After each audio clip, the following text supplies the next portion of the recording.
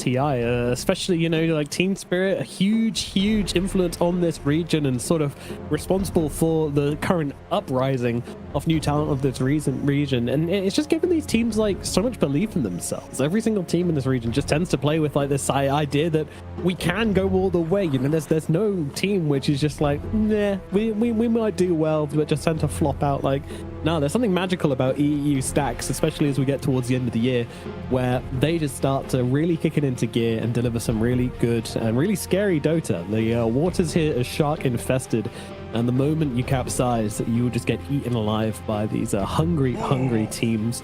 So let's get into it. And again, it does come down to, you know, we know the skill is there for all of these teams. It comes down to the organization, it comes down to the discipline, it comes down to the coaching if they have it or whether they don't have it. Either way, it comes down to how they can strategize and how strong their mental game can be as well. And as you can see here, all on boot camp on the side of the Cyber Geese. So these guys, you know, they are looking into this as a very serious team, try and go as far as they can, and giving themselves every tool at their disposal to try to do well here. Yeah, I think that's the thing that might even help them bounce back in the series, right? The fact that they're all on site. I think if they're like an online team, that type of defeat, it's kind of hard to communicate to every player like the exact things you need to do to, you know, remedy the problem. So yeah, I think boot camp advantage might come into play in the series. I think for Quantum at least, we do need to remind ourselves that they did lose the laning phase, they did lose the early game. They were kind of victim to, you know, waiting for the mistakes to happen from Cyber Geese to be able to play out the kind of the late game. I think for adjustments, I would like to see Quantum focus up on like kind of the laning setups to ensure that the kind of the early game is a little bit more competitive. Let's see what they can pull out of the bag. That early game was looking good for Cyber Geese, but again, early game doesn't mean anything if you can't convert it. You need to be very disciplined, not giving opportunities to these teams which have these comeback mechanics built into their draft. And yeah, I mean, it's hard to say when the hero is just being tossed into the air and controlled so much, but the abandon did look really bad last game. I think the brew is just such a good answer to it, but yeah, we didn't really see TA2000 able to do anything, and he's usually such an impactful player as well, so a bit disappointing. So no, Kunkka and AA, very popular heroes, of course, at the moment. Kunkka played in pretty much any role, but if we do focus up on the default version of Kunkka, it is like blade mail, utilizing the run buff, getting into the middle of the fights, throwing out boats. Like, you're just really obnoxious in your map play. And Quantum's response, of course, to that is, all right, pick up the Ancient Apparition. If you want to try and play on, you know, half HP, low HP using blade mail, we'll ice blast you, make sure that you can't stand your ground. I think the trade of heroes is very nice.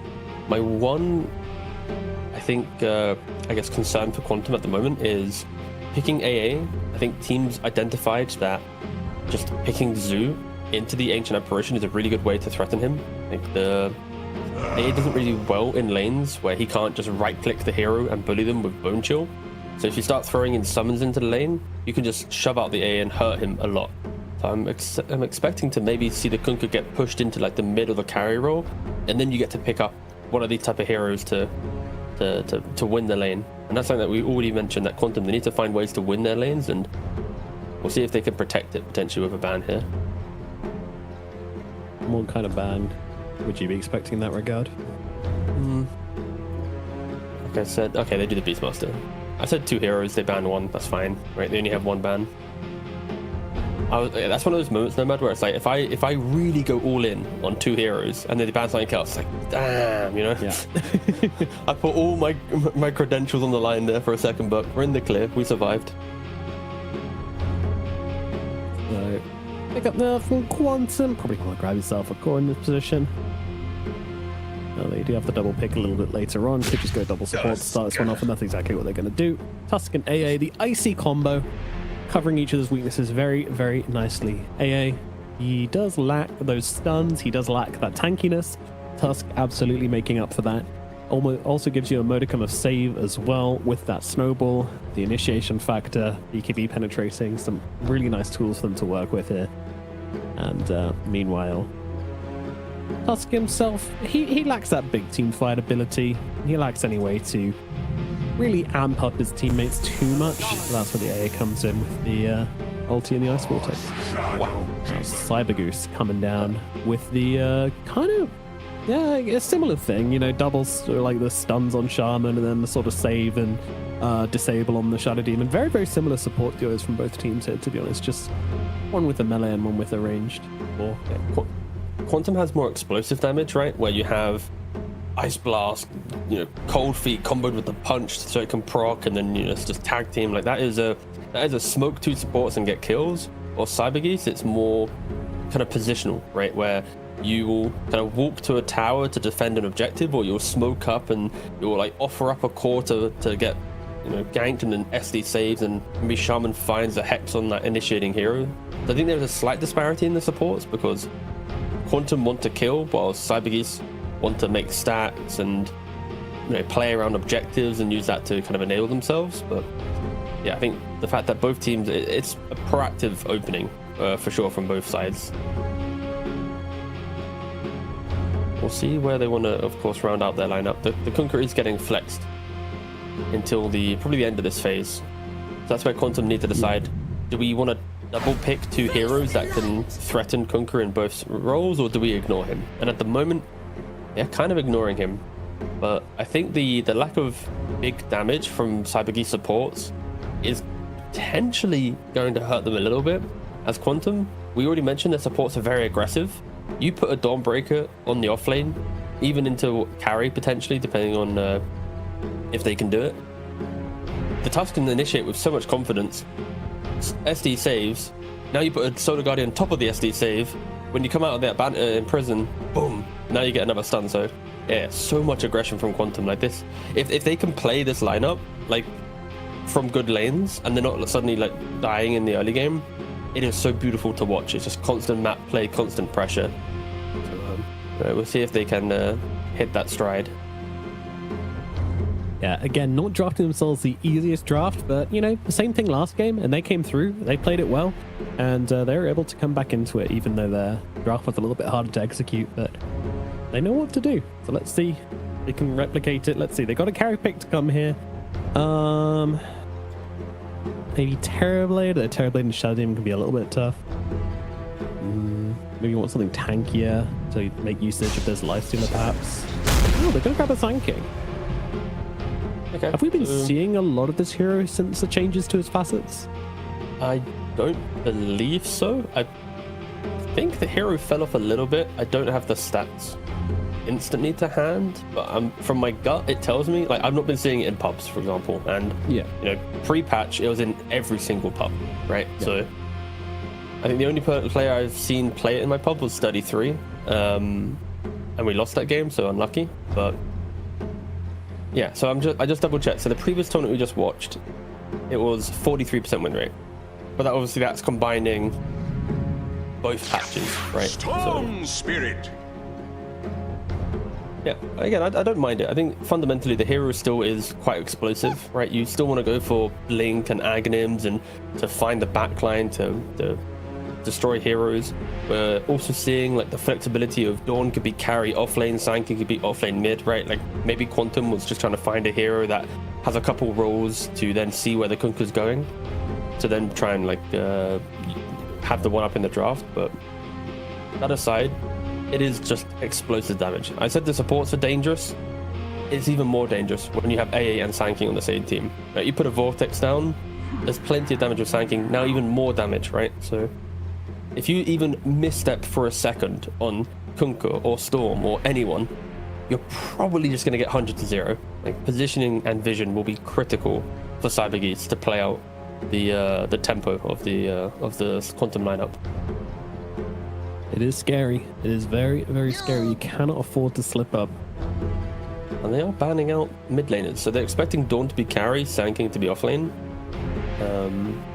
with a nod to one of the harder counters to the Storm Spirit. Of course, you can never really fight into a coil. That is true. So, yeah, Cyber Geese is going to need to Yeah, it's also expected that the Kunk's going to be carrying. They'll be offlaning they'll be grabbing their offlane with the last pick for Cyber Geese, which could be the case for sure. Yeah, also, flexibility in both these drafts make it hard. We didn't mention it, but the Dawnbreaker does block from the Enigma pick because you have your toolkit, and that enables you to kill the Eidolons, right? Both your spells. So we kind of forgot to continue that line of like, what does AA suffer with in laning phase? They banned out the Beastmaster, they pick up the Dawnbreaker to, kind of soft protect against the Enigma. So they did kind of like identify the two biggest counters to a first pick AA quite nicely. What is still available for them here? Is Doom okay? So Doom was first phase banned. Yeah. Anti-Mage banned into Medusa. Okay, yeah. To be fair, I still don't know if this is going to be a Medusa carry or a Kunkka carry. I would like to see Medusa carry under the logic of the aggression and skirmish from Quantum is very good, but there's no power damage. So if you just keep killing heroes and then Medusa suddenly leaves the jungle with like Butterfly, Skadi, Manta, like this type of stuff, then it's really hard to deal with. So I think I'm leaning towards Medusa carry. Maybe the Spectre pick changes it, but no, they still go for it. And Spectre, we just don't see the hero too often at all, but we mentioned so many times Quantum is such an aggressive lineup. Spectre, he is one of the faster carries post-laning phase. Once you get out of the lane, you're not having tower pressure, and you play on your ultimate every, is it 60, 70 seconds? Just keep jumping onto heroes, keep killing them. You eventually get to like Radiance and these items. It is really, really strong. So I think Spectre is an underrated hero, but you need the correct lineup to make it work. And there's so much aggression in the first four heroes that it does make sense. So yeah, I'm excited to see the Spectre v Medusa, like big carries, right? And especially because it's like a game 2. Cyber Geese, they one game away to go into the lower bracket already. No one wants to make the TI close qualifier lower bracket run, from day 2. It's like or day 1, sorry, that's going to be terrible. So yeah, great drafts from both teams. Really excited to see this one. Absolutely, yeah. A bit of creativity coming out as well. Lots of flexible picks coming to sort of get the better of each other. Good stuff. And Quantum with this really, really global draft. Like this is pretty crazy. You've got an AA, you've got a Dawnbreaker, and now you've got a Spectre to back that all up as well. So wherever you are, you have help. Like that kind of limits the pick-off potential from Cyber Goose, but at the same time, Cyber Goose aren't really, with that last pick, they really kind of switch things around to be like, actually, we're not looking to kill that badly. It's more sort of just playing behind the Medusa and making sure we have options to catch the backlines, which I think is really smart. You want to be able to maybe catch out this Sand King, make sure he doesn't get off the Dream Initiation in the fights. Obviously, this AA has to die, so yeah, again, a lot of pressure on Mary. He stepped up last game, though. Let's see if he can do it again this game on the AA. I think it is quite something there. After game 1, my take was like tier 2000 needs to make sure he steps up into the series, right? Like he's underperforming in that first game, and then now it's like it's all about him. Can he get to the items quick enough that he can like rally his team behind him? Like can he become this like unkillable fortress that like walks through the map? Sure, he's got undulation, so he's going to be maybe crawling through the map, but still, it's all on him. I mean, this is a really ridiculous facet as well, especially against certain heroes. I think it's extremely good against sort of these slow circle abilities, of which they have 2. Of course, I'm talking about Solar Guardian and Epicenter. You just pop that ulti, you're not slowed, so you just leave at ridiculously high speed. So it turns Stone Gaze into one of the best escape abilities into the game, but we're going to have a little bit of fight over the bounty room here, and it's going to be Yayo that grabs it, and also Solo caught out by these shards as 3 heroes come in onto the Shadow Demon. This may well be the first blood, certainly will. Yayo grabs it, Palantimo starting the game off with a kill onto Solo. So, what the hero you want to give first blood to? Definitely. Dawnbreakers with an early lead, they can really kind of remind you about the advantage that they have. Want to put as many points into like Hammer and Starbreaker as early as possible to shove the wave in to get really fat. So we'll see if that's going to cause any problems. And kind of weird lane in the bot lane, right? Like you AA Spectre. Yeah. Normally Spectre needs like someone to hold their hand in the laning phase. ideally through some type of like heals or something, but not to be the case this time around. We'll see how much damage Mary can do. That's like good luck. Yeah, exactly. I do envision this being a very strong lane for the Cyber Geese in the bottom side, but we'll see how it works out. You know, maybe there's some shifts to Spectre here and there have made a decent.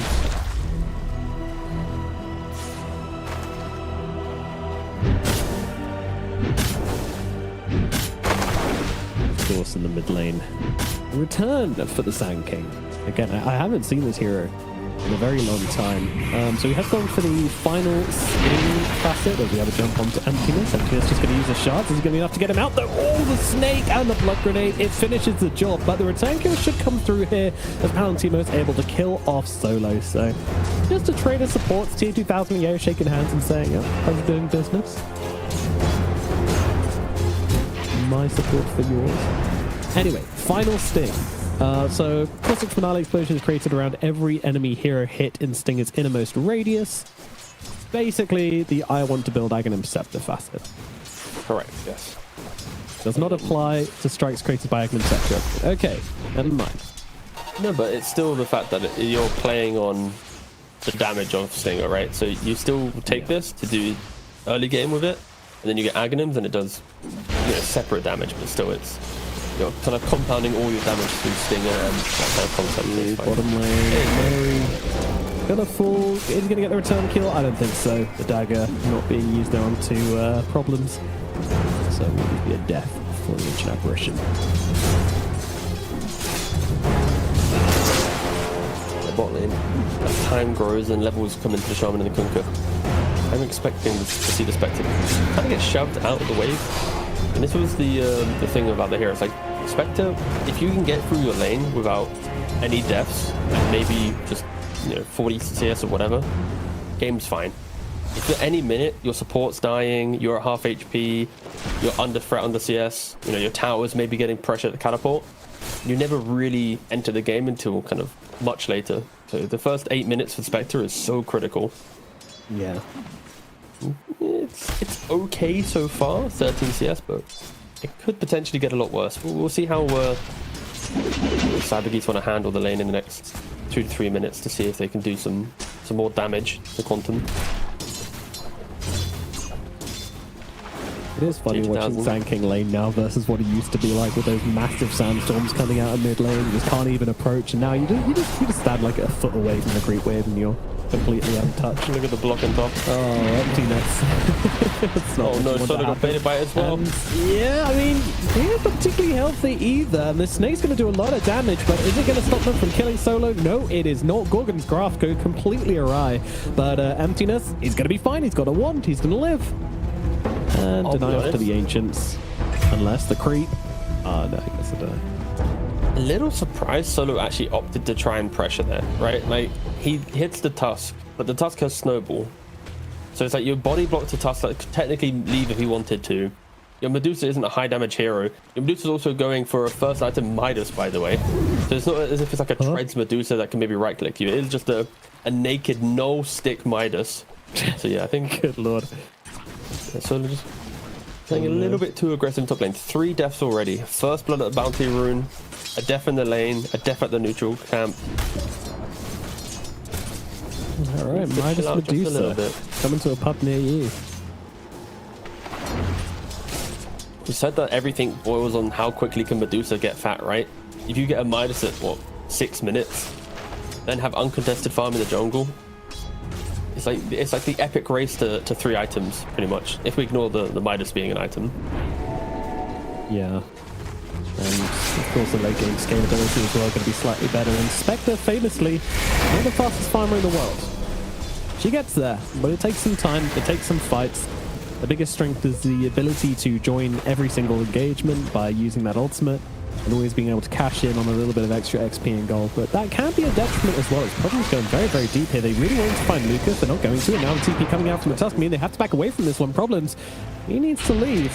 He's got nowhere to go. Shards are going to come out and... Oh no, the hands off the keyboard. Oh, that's the deny! Oh, his facet! The foul play, the innate. I don't know if it stopped him getting on the deny there, but it certainly made it harder. So, alas. This chicken will be cooked. And Lucas is the one to grab that kill as well, which is exactly what you want. Spectre getting an early kill, speeding her up a bit, making her a little stronger, and heading towards that level 6 faster. Yeah, and Lucas, he was thinking about some options here. As a 6-minute rune, that's actually got that. Yeah. And also, I kind of just has to ult him here if he wants to live. But I'm not even sure that's going to be enough. Is anybody coming in to help? No, they're not. Iconrad is just going to die. So a little bit rough. So a little bit. That's rough. What am I saying? That's very rough. Yes, getting solo killed. And I mean, that was a solo kill with an audience. There were supports there, but they didn't have any impact on that at all. Both teams are just kind of watching their mids duke it out with popcorn on the sides. So he gets hit there. He gets hit. Yeah.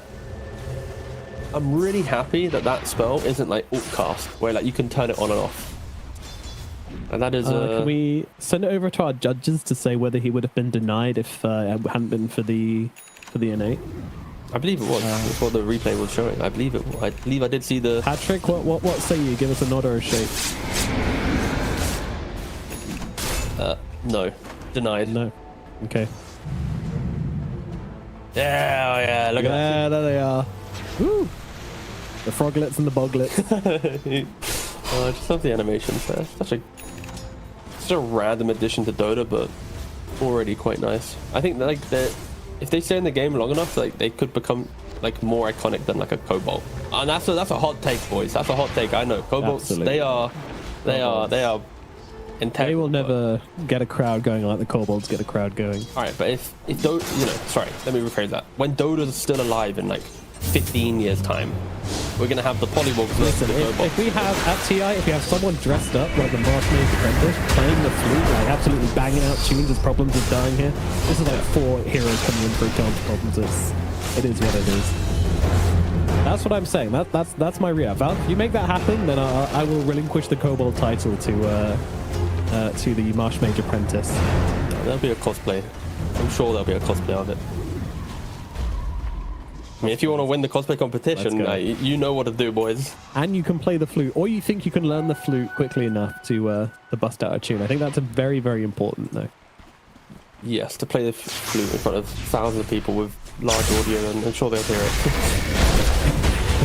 I'm sure it's easy to set up musical audio in a large arena like that. Don't worry about it. Barry getting brought pretty low. Chiragina doesn't. Damn, he's just playing in between the tier 1 and tier 2 of the enemy side. He does not care at the moment, recognizing that their lockdown for him is extremely limited. Has a shield rune, so yeah, go play some Dota. Everything happening right now is greatly enabling the build on the Medusa, right? Like, if tier 2000 had bought Midas to then lose his tower to be fighting, it's a problem, right? But it's not to be the case. And also, he might not even be doing the Manta build. He's looking, I believe, to be going for the Maelstrom, which then means Maelstrom most likely Maelstrom Ags, going for more kind of like the stand your ground, get the split shot available as quick as possible, do damage. So yeah, it is a slightly different build. Revenant Scepter does give you the old 25 times with applying attack modifiers. Ooh, nice jump away from Lucas there. A tasty bit of tech from the Spectre. Chiro Jr. though, undeterred by his target escaping and still continuing to try and make this aggression happen. Lucas trying to poke in, prodding, and in comes the Iconrad Stand King as well, but does not have a lockdown. Chiro Jr. just getting away again. He can do whatever he wants in this game, it feels like. Quantum, they're just not really bringing the numbers, right? It's Cyber Geese, they are always ready. It feels like Storm making the jump, forcing TPs. Now AA's mid, and now they're fighting bottom, but now AA's mid, and the Sand King's by himself, and Tusk is down. Like, everything's kind of disjointed for Quantum because they are reacting so much. They need to find time to have their own moment in the game, and of course, picking up a haste rune on the Sand King might be enough for them to feel that they can potentially smoke. They do have one on the ancient apparition. This entire time, Dawnbreaker has just been farming on the side of the map, but the net worth is just not looking good for Quantum at all, right? 3,700 gold, 3,900 gold for the Spectre, the Sand King. You compare that to like the Deucer and the Storm, the Kunkka, that they are thriving. Like, they need to get kills. The point of this lineup is to get into the game as early as possible, a quick blink on the Sand King, and play on every global spell that you have, but yet to be the case. Their lanes are just too weak, so their entry to the game has been delayed by some critical minutes. course, farming up the Tier stacks. This will give the 3000 blink is- damage. God, this is looking to be a like record-breaking game on Medusa at the moment. There's no pressure at all. She's been able to come into lane quickly, you know, grab a few creeps there, back to the jungle, get off Midas, like a Midas Deucer, and they haven't been able to respond to it. That is bad news. Again, Notice just trying to make plays down on the bottom side. They're going to go on to Lucas here. Lucas, he has the Shadow Step, but he just cannot get it off. Emptiness needs to come in and help out with the snowball, but stop my problems. The shackles are there. Lucas dies. And with just a couple of heroes, Quantum are able to kill off the enemy carry. Has a global escapability, by the way. And even solo, besides chefing up Ikrad a little bit here as well. Also, like, this is bad news. Yes. Quantum not really wanting to use spells, right? Like Emptiness, he delayed using the snowball, then got shackled. The Hold on, spell being used. Guardian. Spell being used, everybody. Spell being used. Spell was used, T. Spells just weren't used very well by Quantum in the last 25 seconds.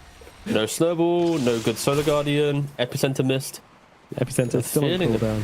Yeah, they're feeling the pressure now for sure. 4,000 gold lead.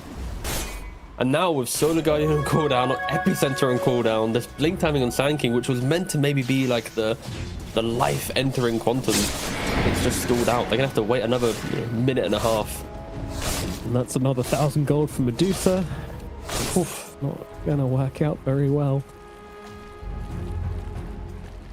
But don't worry, Nomad.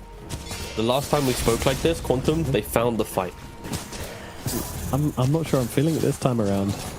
Neither am I, but for the sake of the audience, they found the fight in game 1. They might be able to do it again in game 2. Alright. Solo. Surely this is a kill. Oh, never mind. The Sand King didn't do it. He wants nothing to do with this. This completely baited Mary here. Poor old Mary.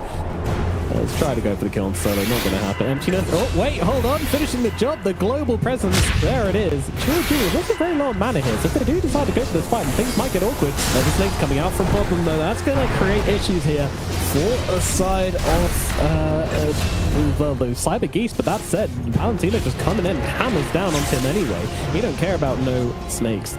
Jerry Jr. with a nice long zip away. He's still looking. Man to work with the soul ring. Although finding the angle though, he does get out. Emptiness still chasing, and he's got a punch available. They'll take him down. Palantimos finding his team away back into at least this fight.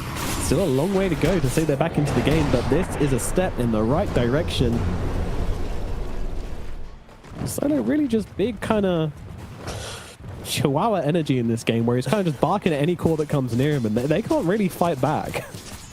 he just grabs them. Yeah, you know what? I've never thought about it that way, but he actually, that is his entire gameplay for his entire career, right? Like pick over, walk up high ground, plays SD, still walks up high ground, right? Like that is him in a nutshell. Like they just profit. TP in, don't care, right? It's TP into base in the mid lane, where it was like him solo versus Einkrad, and he's just casting spells, gets into half health. Like, no, for Quantum, it's great to see that they have the fight in them, right? Like they do find some kills. Of course, we were expecting them to be able to do this at minute maybe 9, 10, 11, 12, but it does take them nearly 13, 14 minutes of the game to connect their heroes, and it's going to feel good in the moment, but in the back of your mind, it's like, imagine if we were able to do this a little bit cleaner, right? Like now that Medusa finally leaves the top side of the map, takes your bottom tower, like you click on her inventory, it's like, oh, wait a second.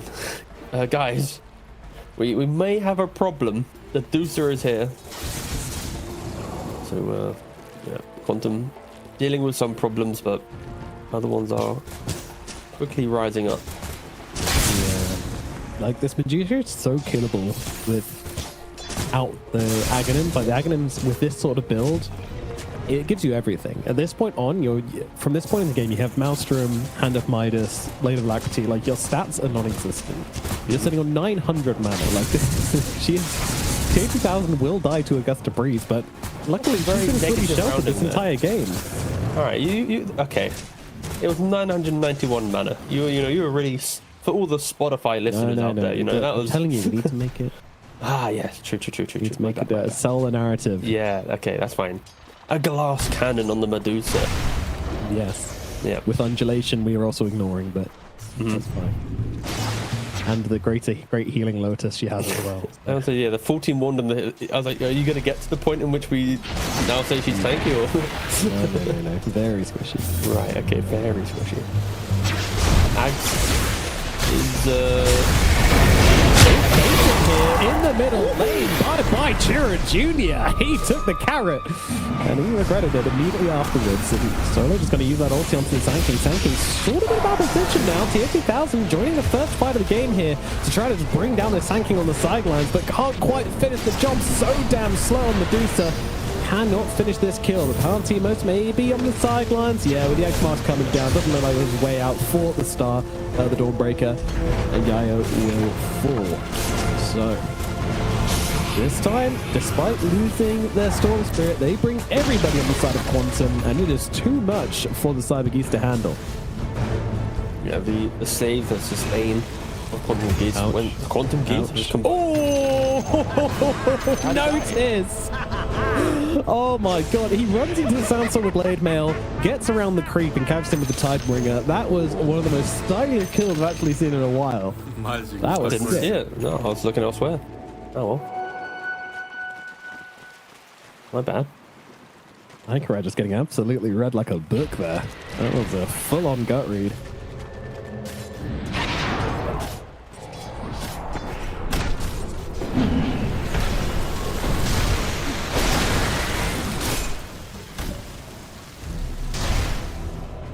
I mean, the scoreline's only 9-9, but with the Medusa in the game versus a Spectre, that's going to feel very, very good for the Medusa team, and don't look at that money. Yeah, I'm moving to the bottom side of the map as 5. They get the deal as well. They have the control in the area. That's show. There's no thing to snowball. He's fine. Absolutely fine. Oh, big base baby here. It's a burn strike through the 3 of them along with the ultimate star teamers, but he's really getting baited here. There's just a lot of damage coming out. Sure, they'll take down the Shadow Shaman, but it ain't much as Yayo's looking to fall here. Shira Jr., he knows they're out of resources. It was a flashy start to the fight, but ultimately they just do not have the damage. There's just too much tankiness up on the side of Quantum.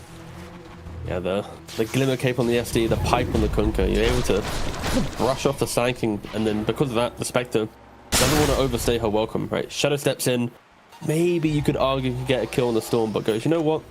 My team's kind of crumbling already. I need to back out. I need to make sure that I'm not giving away, an additional death.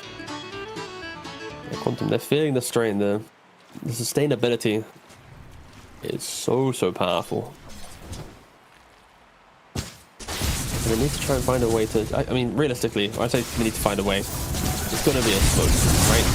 Grab a smoke, get yourselves into a good position, find a hero, blow them up, and then disengage.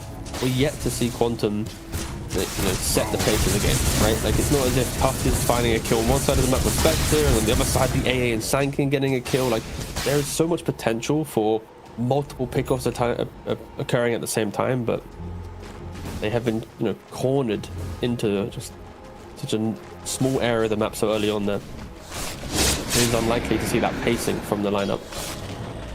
So I can soon complete on the Sand King. That will, motivate Quantum to want to be the aggressors. That could be the timing they're looking for. We shall see. At the moment, it does feel like they just can't bring enough to these fights. They're relying on these little pickups on the side as the X-Mark's going to drag Lucas back in, but the knockdown follow-up isn't really there just yet. There comes the electric vortex, but Lucas is going to get snowballed, but it's a snowball back in, but they've still got Yayo coming in with the Solar Guardian, and Lucas, he's just about going to live through this. Emptiness gives his life to keep his Spectre alive, but does do so successfully.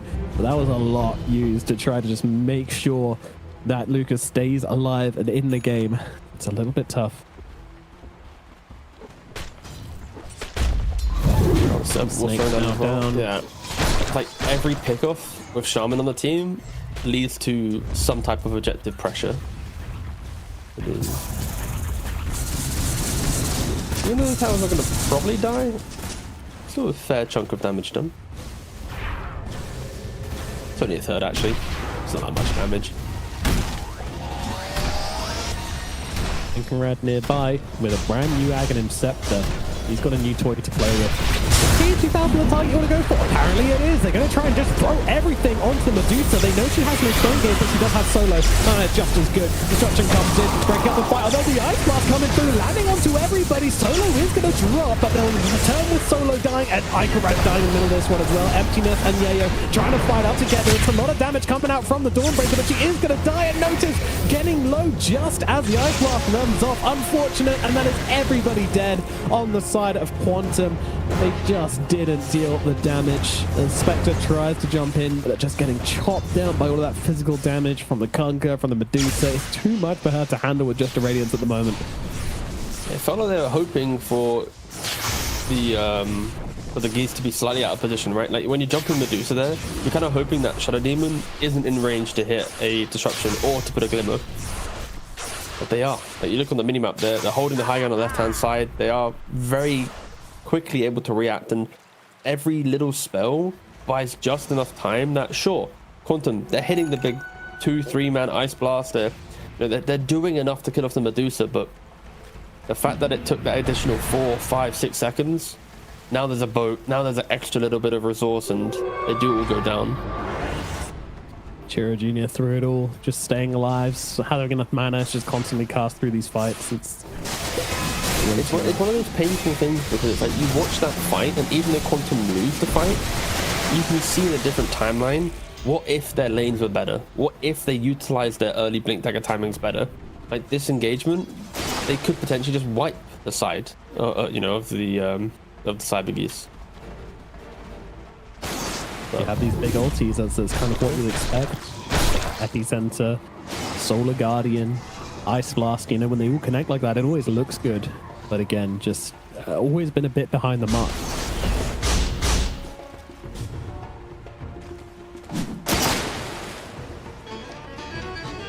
Just keep looking at the net worth, and it's like... And normally, like with Medusa lineups, you play so sacrificial on the other two heroes to like break the map. You kind of have this like Medusa versus every other core being evenly farmed, but this time like the Kunkka and the Storm, they're also just breaking away from the Quantum cores and ensuring that they are equally scaling somewhat in line with the Medusa. It makes it even more potent. And noticed he had the Blade Mail, the pipe. He's looking at just going back for a Radiance. He's like, all right, we're just farming, guys. There's no reason for me to buy more auras and to potentially hinder my scaling. Talking about scaling in more ways than one. Medusa with the Aghanims, with the Mjolnir, now going in for the Skadi next. Not going to be long before she hits that timing, and that's going to be really, really hard. Palantimos has kind of been playing these fights really nicely, in fairness, but utilizing his mobility and trying to like heal up a little bit with the Luminosities. Starbreaker's coming down as well, but that's not really going to be possible anymore. It's going to be an all or nothing fight from Palantimos after this. Skadi comes out on Dusik. He can't stick around. With Roshan going down, it should give them a way to easily siege towers. I might even give it to the Storm Spirit, to be honest with you. But 40,000 is going to grab it. And yeah, that's your battering ram to take down this base. Send in the Medusa. Yeah, he's what, 1,300 gold away from a Skadi. He'll be able to get that during the Aegis timing. So there is a world where an Ags, Mjolnir, Skadi, Medusa is split shotting at your high ground. Spectre jumps. All right, fine. Well, I guess I'll take it.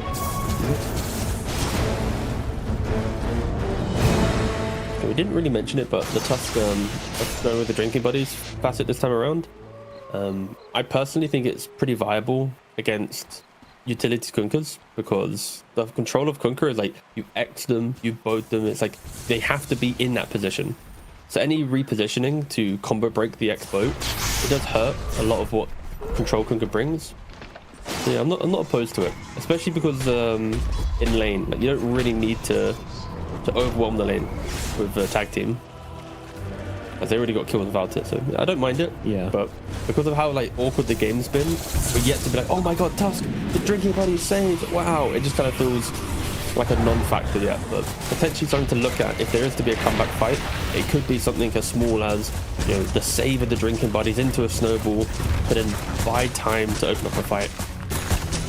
So we need to keep an eye out for that. And tier 2000 actually didn't even finish this. Wait, did he? No. Okay, he misclicked. He accidentally bought the blink dagger, then sold the blink dagger quickly to then buy the Scardia. So there's no way you're going one ultimate orb blink not having Scardia. That would be unhinged of a build. You get Aegis, you need to get in there, dude. Yeah, true. Now 3 minutes on the Aegis. This casual push up in top lane. Yeah, I'll just take the tier 3 tower whilst I'm at it before we switch over towards mid. This will be the final tier 2 standing. All side of Quantum.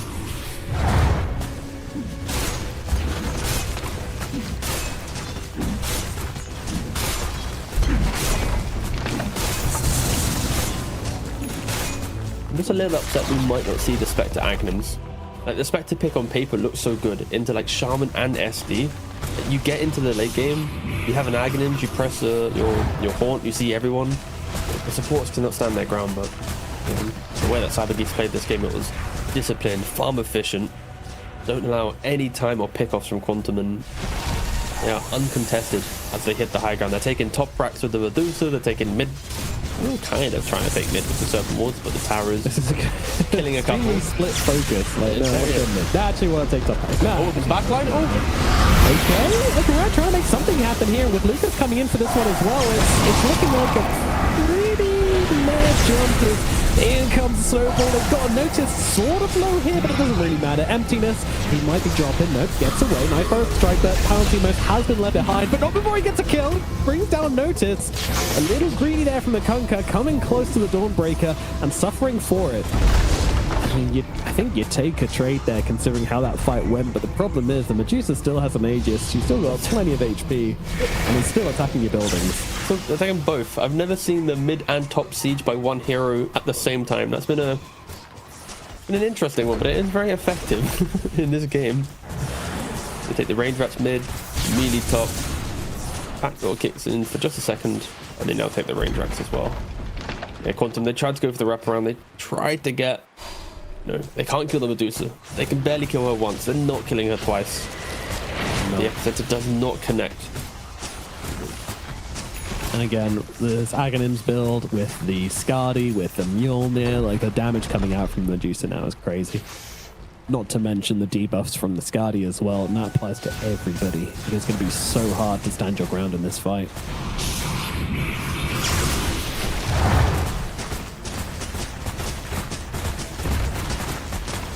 The 80,000.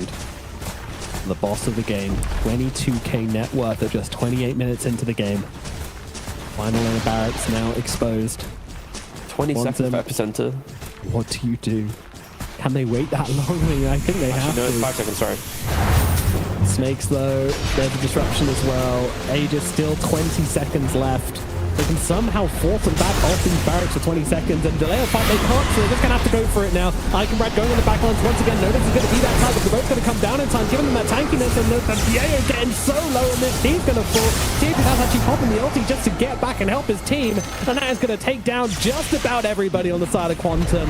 An attempt was made, but it was not very good, and I think this might be game. There it is. GG gets called. Game number 2 goes back the other way, leading us to a 1-1 in this series. The game 2 looking much more convincing than game number 1. CyberGeese will be taking it.